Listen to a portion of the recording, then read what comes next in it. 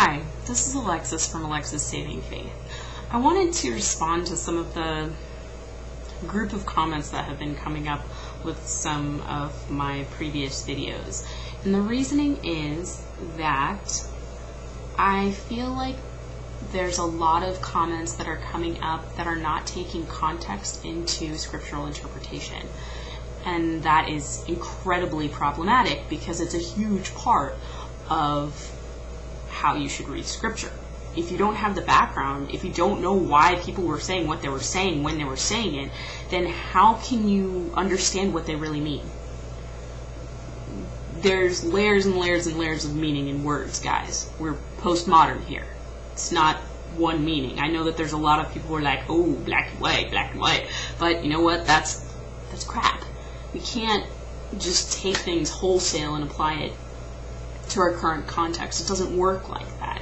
If you're reading the letters of Paul, for example, which a lot of people like to quote because for whatever reason Paul has been the real father of a lot of doctrines in later church circles, we have to consider who he's speaking to, why he's saying the things he's saying, where did he grow up, what are his cultural understandings, how is he interacting with the world, what were the relationships he had with the other apostles. All of these things are interacting and influencing what he's saying. So when he's talking about women, for example, you have to understand that he grew up in Tarsus, where clothing like burqas was normal for women to wear. So when he's talking to groups of people in more open and experimental societies like Rome,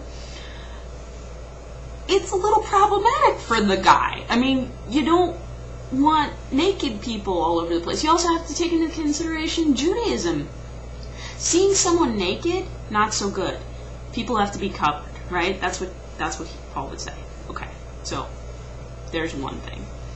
Another thing,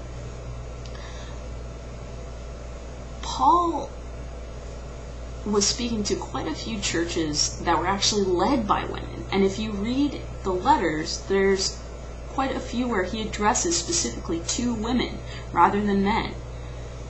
That's another thing that you should take into consideration. This is not the typical patriarchal system that we're used to seeing when we're looking back from 2009 to the year zero. It's different. It's organic and it's growing and it's not quite the way that so many people imagine it was. You have to also consider the fact when he's writing to the Romans that it was quite normal for a Roman man to pay a prostitute boy for sexual favors. It's something that was quite normal, and of course prostitution, and specifically prostitution with children, is immoral. So for Paul to make comments about that is perfectly natural. For those comments to be retranslated and translated over again and translated into something else which makes sense for certain other cultural contexts, that's a different story.